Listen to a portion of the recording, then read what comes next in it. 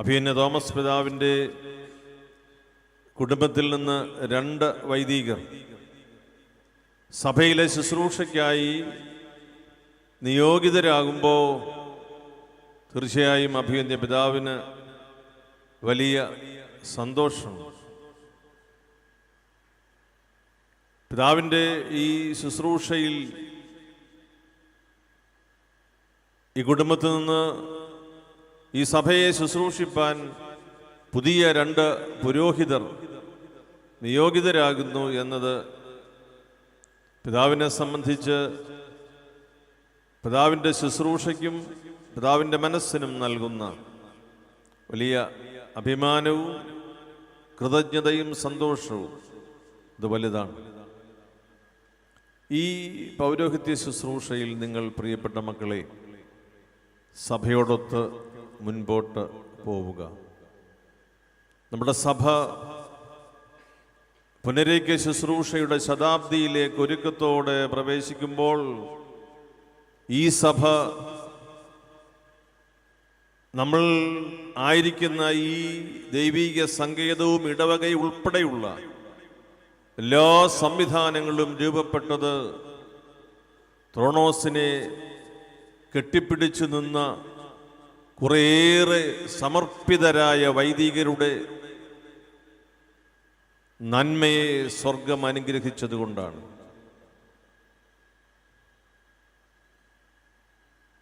ആ വഴിയെ സഞ്ചരിക്കുന്നതിന് നിങ്ങളുടെ മിഷണറി സമർപ്പണം നിങ്ങളെ കൂടുതൽ സജ്ജരാക്കട്ടെ. പൗരോഹിത്യത്തിൻ്റെ ശുശ്രൂഷ വിനീത ഹൃദയത്തോടുകൂടി നിർവഹിക്കുന്നതിന് നിങ്ങൾക്കിടയാകട്ടെ. സങ്കടകരമായ ഒരു കാര്യമാണ്. വളരെ ധാർഷ്ട്യത്തോടുകൂടി ഒരു കരുതലുമില്ലാതെ സ്നേഹത്തിൻ്റെ അംശമില്ലാതെ ഭരണാധികാരികൾ ഏറ്റവും മോശമായവർ പോലും ചെയ്യാത്തതുപോലെ നിഷ്കരുണമായി ദൈവമക്കളോട് ഇടപെടുന്ന രീതി പൗരോഹിത്യത്തിൻ്റെ കൃപയിൽ നിന്ന് നമ്മെ അന്യരാക്കും. അതിൽ ജാഗ്രത കാണിക്കുന്നതിന് ചില ആളുകൾ വലിയ ഭാവത്തിൽ പറയും, ഞാൻ പറഞ്ഞാൽ പറഞ്ഞതാ, പറഞ്ഞാൽ പിന്നെ പറഞ്ഞതല്ലാതെ എഴുതുവോ, പറഞ്ഞാൽ പറഞ്ഞതാണ്, അതിലിനി മാറ്റമില്ല. മാർപ്പാപ്പായ്ക്ക് മാത്രമേ ഉള്ളൂ അപ്രമാദിത്യ വരം എന്ന് നിങ്ങൾ പഠിച്ചിട്ടുണ്ട്.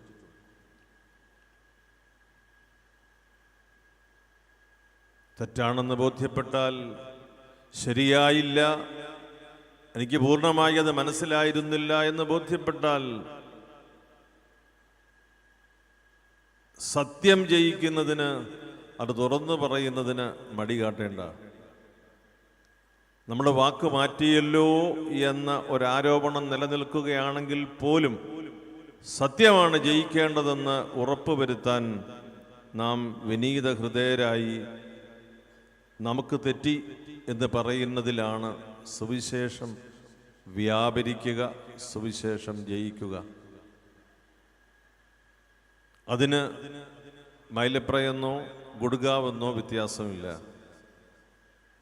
സമ്മർദ്ദങ്ങളേറിയാലും പ്രോത്സാഹനം കുറഞ്ഞാലും സത്യം അനുസരിച്ച് പ്രവർത്തിക്കുന്നതിന് ഇടയാകണം.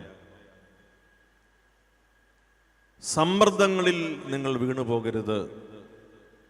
സമ്മർദ്ദങ്ങൾ എന്ന് പറയുന്നത് നിങ്ങളുടെ മനസ്സിന് ഇഷ്ടമില്ലെങ്കിലും നിങ്ങളെക്കൊണ്ട് തന്ത്രപരമായി വിപരീതമായ പ്രവൃത്തികൾ ചെയ്യിക്കുന്നതിൻ്റെ പേരാണ്.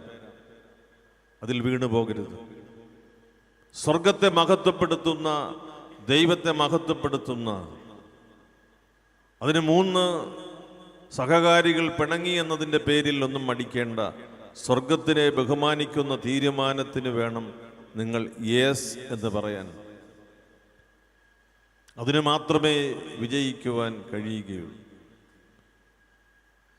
നിങ്ങൾ പഠിപ്പിക്കാനും വിശുദ്ധീകരിക്കാനും ഉള്ളവരാണ്. പഠിപ്പിക്കേണ്ടത് പഠിപ്പിക്കാൻ മടി കാണിക്കരുത്. തിരുത്തേണ്ടത് തിരുത്താൻ നിങ്ങൾ മടി കാണിക്കരുത്. ശരിയല്ല എന്ന് പറയുവാൻ നിങ്ങളുടെ ആത്മാവ് നിങ്ങളെ നിർബന്ധിക്കുന്നത് അനുസരിക്കാൻ കടപ്പെട്ടവരാണ്. അല്ലെങ്കിൽ നിങ്ങൾ ഉപയോഗിക്കുന്ന മൊബൈൽ ഫോണും തമ്മിൽ എന്ത് വ്യത്യാസം? ദൈവം അനുഗ്രഹിക്കട്ടെ. സഭ ഈ വർഷം നമ്മുടെ രൂപതകളിൽ 34 നവവൈദികർ ലഭിക്കുക. വളരെ സന്തോഷത്തോടെ എനിക്ക് പറയാൻ കഴിയും,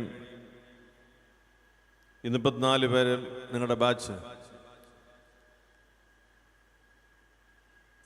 സഭയുടെ എക്യുമെനിക്കൽ ദൈവശാസ്ത്രം, സഭ എന്താണ് ആഗ്രഹിക്കുന്നത്, പഠിപ്പിക്കുന്നതെന്ന് നിങ്ങളോട് പങ്കുവയ്ക്കാൻ ക്ലാസ് മുറിയിലൂടെ കുറേ മണിക്കൂറുകൾ എനിക്ക് കിട്ടിയല്ലോ.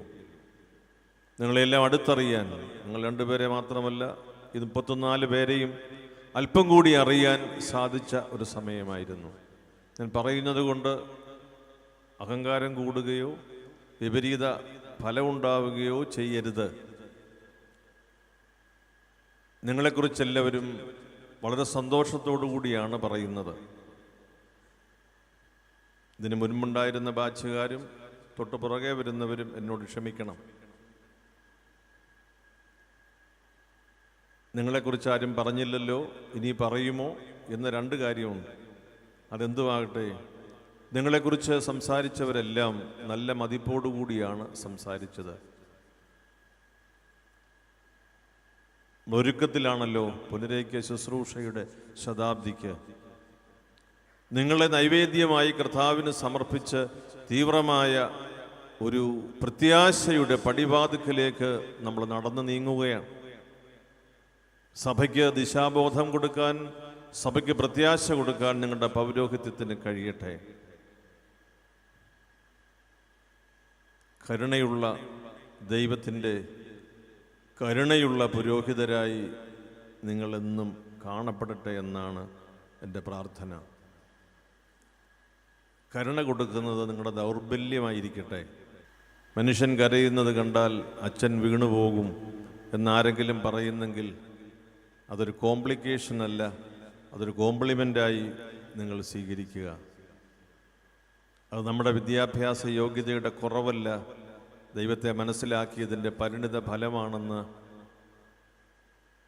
മനസ്സിലാക്കട്ടെ.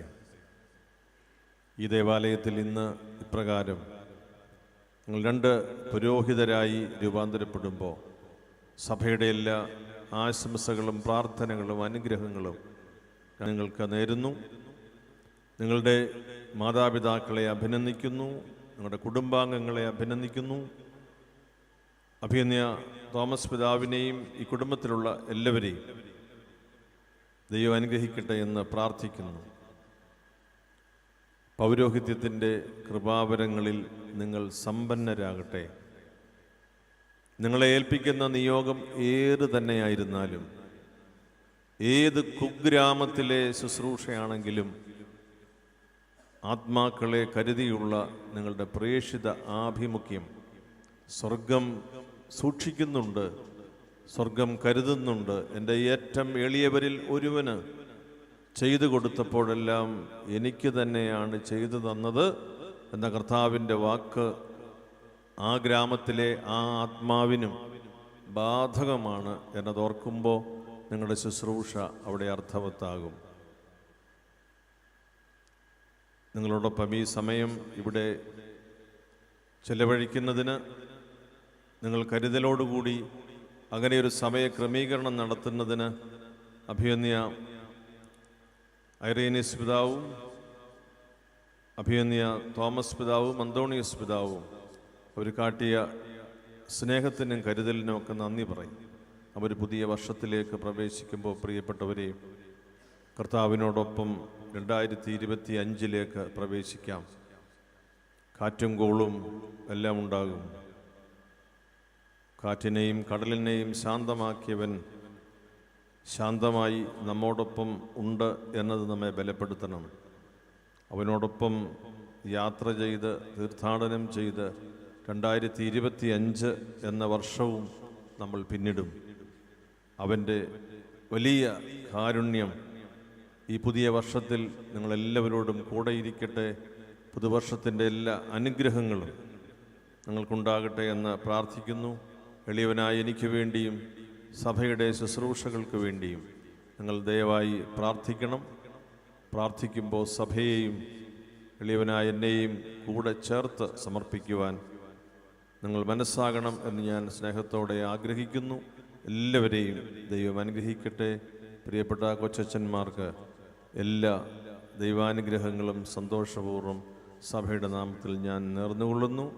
ദൈവത്തിൻ്റെ തിരുനാമത്തിന് ഇന്നും എന്നും മഹത്വം ഉണ്ടായിരിക്കട്ടെ. ആമേൻ.